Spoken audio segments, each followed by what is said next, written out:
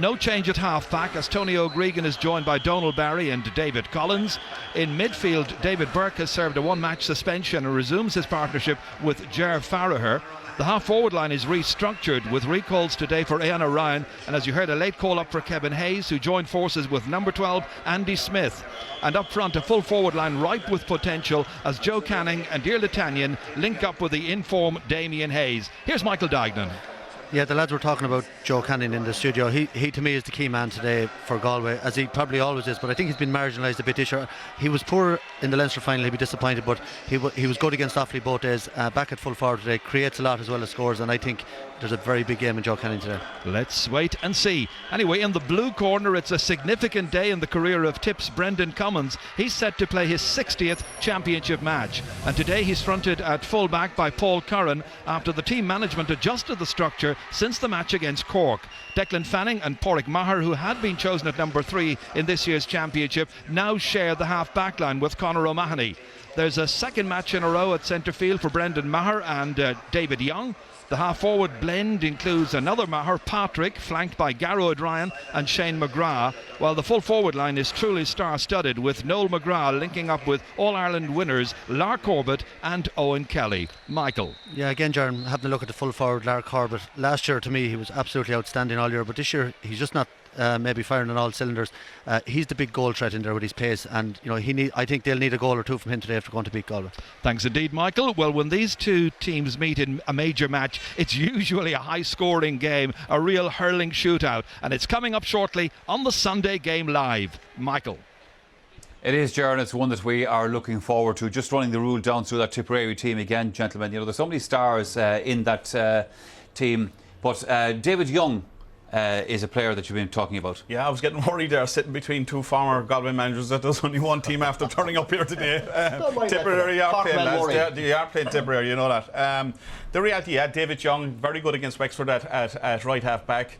Very good to come forward, attacking ball. Very, very skillful. He got 3 points that day, So it's a big ask, I suppose, going in the middle of the park in Croke Park for your big championship game. But he has plenty of hurling ability. There's no doubt about that. And I mean, you mentioned about Joe Canning and these guys as well. And but I think the inside line of Tipperary is going to be a major threat here. I mean, Owen Kelly seems to be back in form again.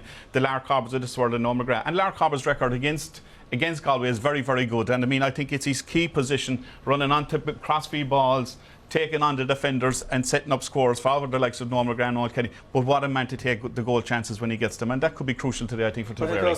What was the change from the game against Cork? The changes are at midfield.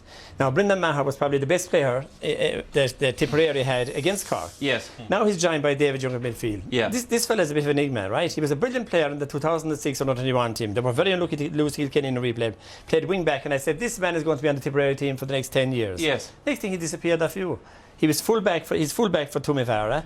Now he started wing back the last to score 3 points. Now he's at midfield. Very skillful player, very, very strong, tremendous work rate. Just the kind of midfielder you need in the modern game. Yeah. Now the other place, of course, is the half-forward line. Have they improved that half-forward line?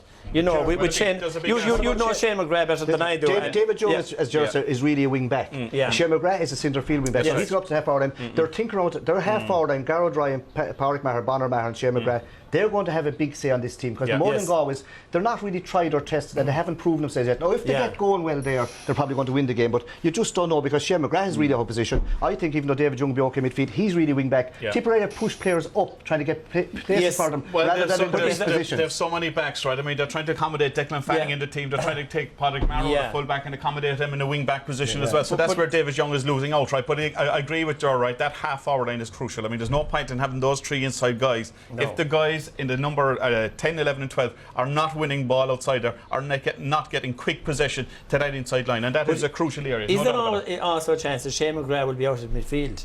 Because the other two are really defenders, and they will hold back, that the half-back line will hold back, they'll cover in front of them and play a Kilkenny-type game. That's also a possibility as well.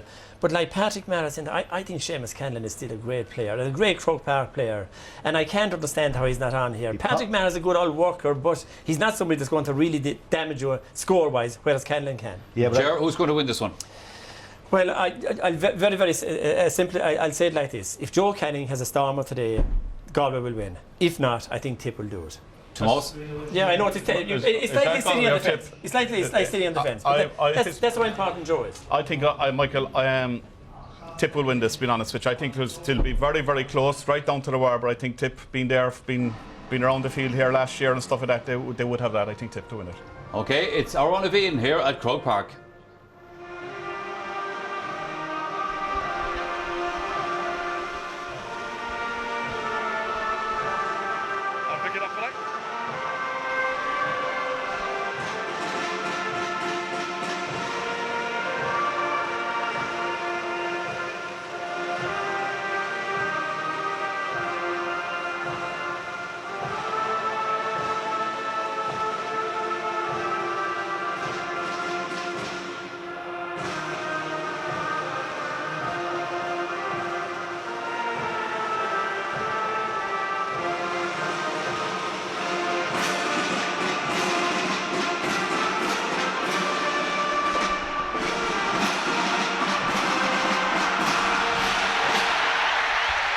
So a big crowd at Croke Park and everybody waiting for this second of the quarter-finals, and a place against, well, it will be Waterford now, we know, in the second of the hurling semi-finals.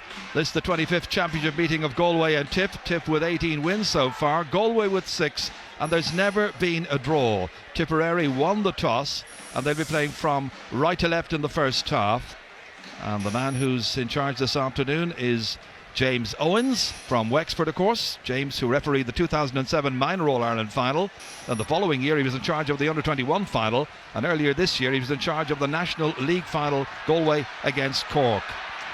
So everybody getting into position. Expectations are high.